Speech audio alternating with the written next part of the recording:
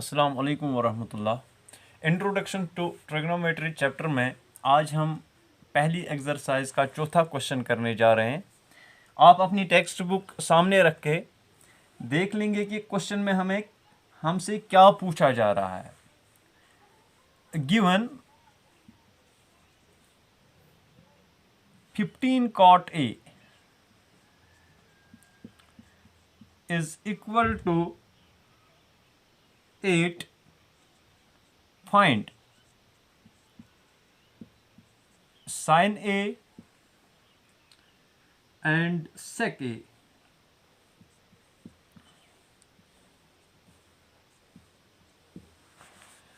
हमें cot A का value दिया गया है और साइन ए सेक ए, यानी एंगल चेंज नहीं होगा इस क्वेश्चन में। एंगल जो यहाँ पे ए है वो साइन में भी रहेगा और सेकेंड में भी रहेगा।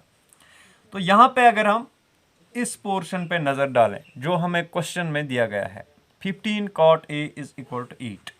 अगर मैं cot A को यहाँ पे लेफ्ट साइड में ही रखूं, जैसे कि हमने कल किया था क्वेश्चन में, cot A का वैल्यू क्या हमें मिलेगा, 8 तो अपनी जगह है, ये 15 चूंकि यहाँ पे मल्टीप्लिकेशन में था, नेक्स्ट साइड में जाके ये डिवीजन में चला जाएगा, डिवाइडेड बाय 15। अब चूंकि जब हमने पहले ये ट्रिग्नोमेट्रिक रेशोज इनका वैल्यू जाना था तो हमने देखा था कि साइन का जो अपोजिट होता है यानी रेसिप्रोकल होता है वो होता है कॉजेक। ठीक, इसी तरह से कॉस का सेक, टेन का जो रेसिप्रोकल होता है वो होता है कॉट। इसका मतलब क्या हुआ कि अगर हमें टेन का वैल्यू, जब हम लेते थे टेन का वैल्यू तो हम लेते थे परपेंडिकुलर और बेस, तो इसका रेसिप्रोकल क्या बनेगा, टेन का रेसिप्रोकल क्या बनेगा, बेस और परपेंडिकुलर। तो इसका मतलब क्या हुआ कि कॉट का वैल्यू क्या होगा, बेस और परपेंडिकुलर। अब सबसे पहले हम देख लेंगे कि एक ट्रायंगल हम लेते हैं जिसमें एक साइड 8 होगा, एक 15 और तीसरा साइड हमें पता नहीं है क्या रहने वाला है। तो सबसे पहले हम तीसरा साइड जो ट्रायंगल का है वो देख लेंगे। अगर हम देख लें यहाँ पे एक ट्रायंगल हम लेंगे, let this be a triangle. ठीक,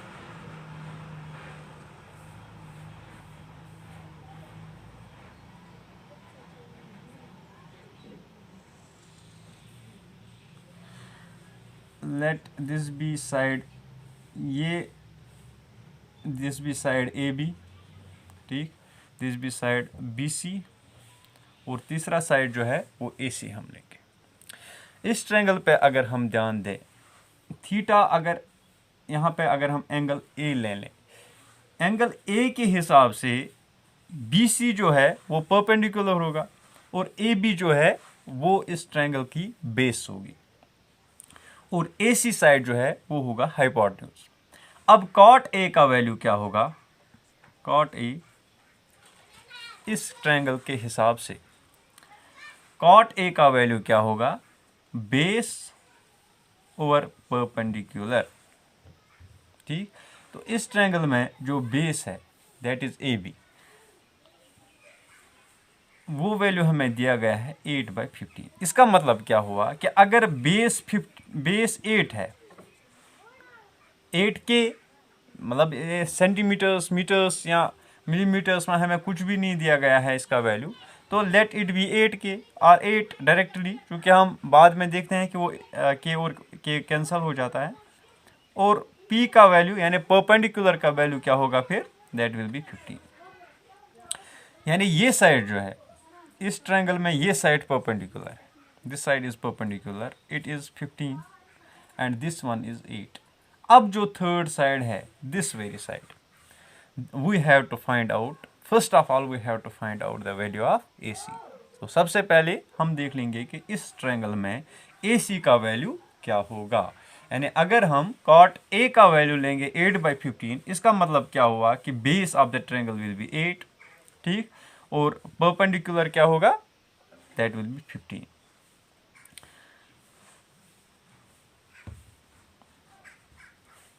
तो हम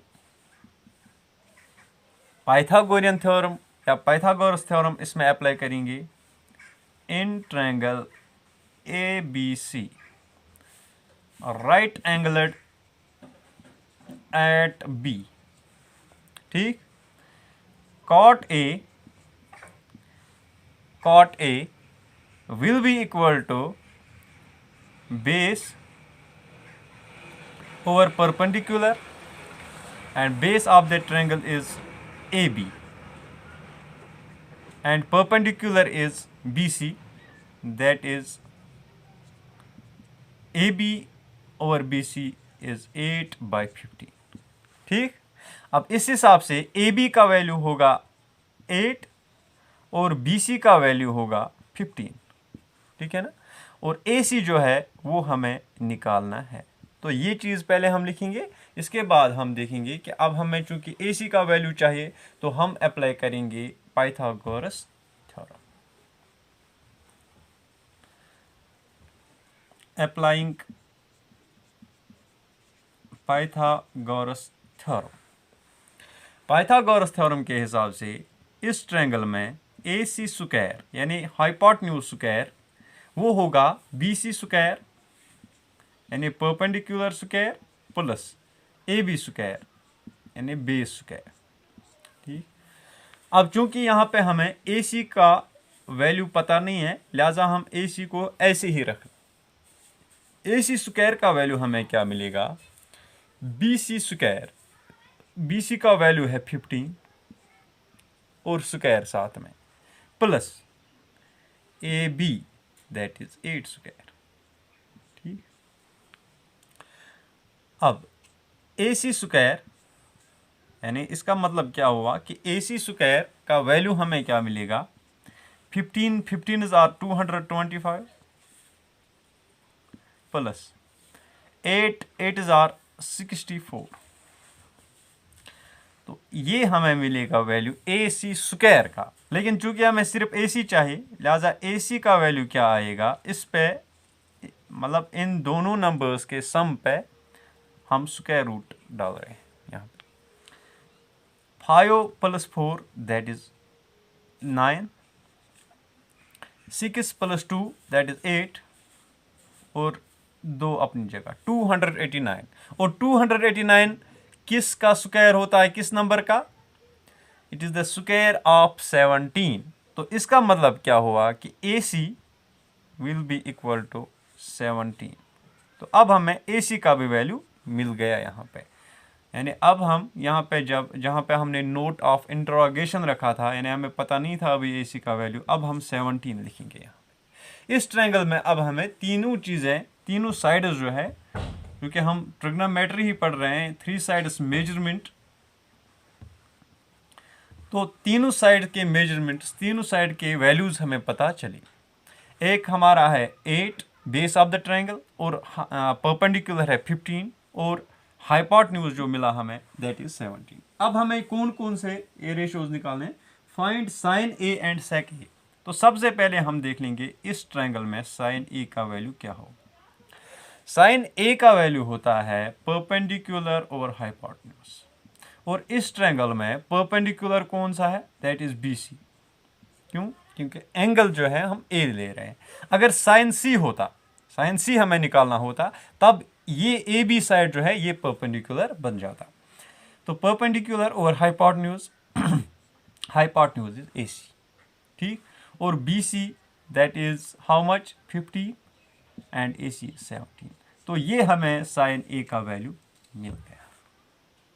इसके बाद जो हमें दूसरा वैल्यू चाहिए दैट इज सेक A, और सेक होता है रेसिप्रोकल ऑफ कॉस, और कॉस का वैल्यू क्या होता है, बेस ओवर हाइपोटेन्यूज।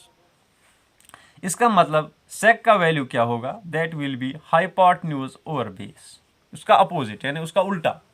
अगर वो बेस ओवर हाइपोटेन्यूज था कॉस ए, तो सेक ए का वैल्यू मिलेगा हाइपोटेन्यूज और बेस। और हाइपोटेन्यूज यहाँ पे इस ट्रायंगल में है ए सी और बेस है ए बी, ठीक। और ए सी का वैल्यू कितना है, ए सी और ए बी का वैल्यू क्या है, दैट इज 17/8। तो ये हमें मिला सेक ए का वैल्यू। तो इस तरह से जो दोनों वैल्यूज हमें निकालने थे, किसका, दोनों रेशोज जो हमें ट्रिग्नोमेट्रिक रेशोज चाहिए थे, साइन ए और सेक ए, हमें दोनों मिले bye first by measuring the third side of the, finding out the third side of the triangle and then applying this formula.